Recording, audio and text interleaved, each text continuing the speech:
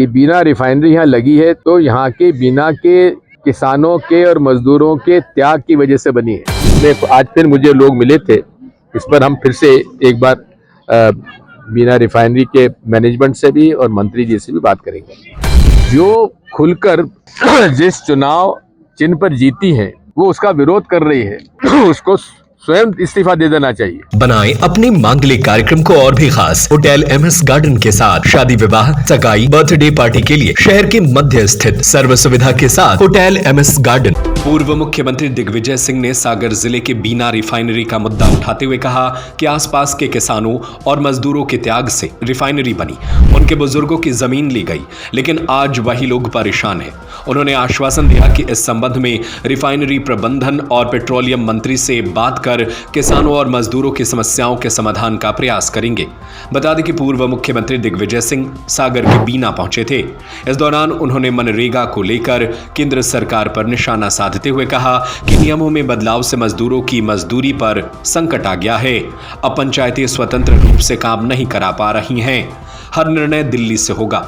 उन्होंने आरोप लगाया कि पंचायतों में मनरेगा के तहत करोड़ों रुपए का भुगतान बकाया है और मध्य प्रदेश सरकार कर्ज लेकर चल रही है। दरअसल मध्य प्रदेश के पूर्व मुख्यमंत्री दिग्विजय सिंह बीना विधानसभा के गोदना गांव में पहुंचे थे, जहां उन्होंने चौपाल लगाकर कांग्रेस को मजबूत करने का आह्वान किया।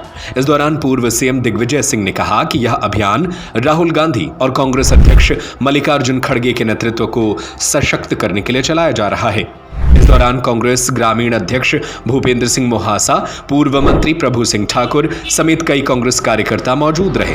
हमेशा ये नहीं भूलना चाहिए, जितने भी सरकार के हमारे पब्लिक सेक्टर अंडरटेकिंग है कि बिना रिफाइनरी यहाँ लगी है तो यहाँ के बिना के किसानों के और मजदूरों के त्याग की वजह से बनी है, जिन्होंने अपनी बड़े बूढ़ों की परिवार की जमीन दी, जिस पर आज ये बिना रिफाइनरी लगी हुई है।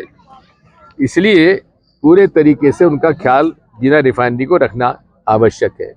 इस बारे में खुद आया था, सब जगह गया भी था, मिला भी था सारे लोगों से, लेकिन उसमें कोई ज़्यादा प्रोग्रेस नहीं हो पाया है। इसमें आज फिर मुझे लोग मिले थे, इस पर हम फिर से एक बार बिना रिफाइनरी के मैनेजमेंट से भी और मंत्री जी से भी बात करेंगे।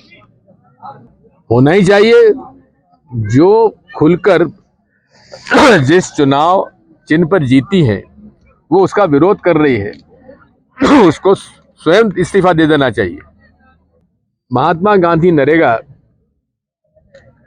2006 में यूपीए सरकार लाई थी और उसके माध्यम से जो बेरोजगार मजदूर हैं, जो जिनके पास जमीन नहीं है, जायदाद नहीं है, गरीब हैं, आमदनी का साधन नहीं है, उनको कम से कम 100 दिन रोजगार मिले, तो उसके लिए एक कानून बनाया गया था। और कानून में ये था कि कोई भी 15 लोग मजदूर अगर ग्राम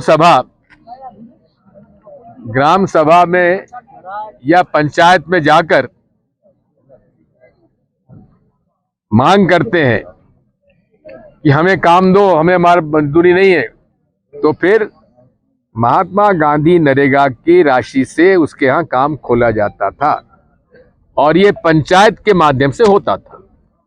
उसमें लोगों को रोजगार मिल जाता था, मजदूरी मिल जाती थी, क्योंकि खेती किसानी का काम भी मुश्किल से 35-40 दिन चलता है 365 दिन में से, तो 100 दिन की रोजगारी मिले, इसका हमारा ये उद्देश्य था। अब उन्होंने, और इसमें 100 रुपये में से 90 रुपये केंद्र सरकार देता था, लेकिन मजदूरों का पूरा पेमेंट किसानों का केंद्र सरकार के द्वारा होता था। अब मोदी जी ने उसे बदल दिया और उसको बदलकर ये कर दिया कि हम 125 दिन देंगे लेकिन बजट वो कभी रखेंगे। इसका मतलब तो ये हुआ कि हमको बेवकूफ बनाया जा रहा है। मैंने कल पता लगाया तो हजारों करोड़ का पेमेंट बकाया है और सरकार के पास पैसा नहीं है, बजट अलॉटमेंट आ नहीं रहा है केंद्र सरकार का। यहाँ भी मुझे पंचायत सचिव ने बताया कि इस ग्राम पंचायत में भी 5 लाख रुपए का भी 3 महीने से पैसा नहीं आ पाया है, मजदूरी नहीं मिल पाई है। ऐसे अनेक शिकायतें आ रही हैं। इसी प्रकार से अब ये भी हो गया है कि पंचायत काम नहीं करेगी, ठेकेदार काम करेंगे, और पंचायत तय नहीं करेगी कि कौन सा काम होना चाहिए। अब पंचायत को चाहिए सड़क बनना, लेकिन उनको नहीं साहब आपको सड़क नहीं बनाएंगे, हम यहाँ पे द्वार बना देंगे या खंबा बना देंगे। ये निर्णय कौन करेगा? मोदी जी करेंगे, ग्राम पंचायत नहीं करेंगे। इसका हम सब विरोध करते हैं और ये पर्चा हम लोगों ने बंटवाया है, आप उसको ले लीजिए। ये 2 मकसद से हम लोग आए थे। बनाएं अपने मांगलिक कार्यक्रम को और भी खास होटल एमएस गार्डन के साथ। शादी विवाह, सगाई, बर्थडे पार्टी के लिए शहर के मध्य स्थित सर्व सुविधा के साथ hotel MS garden, banquet hall, AC एवं non AC room, covered campus, विशाल parking area. Hotel MS garden, Tilakganj, Sagar. Mobile number 9243470068, 07582319049।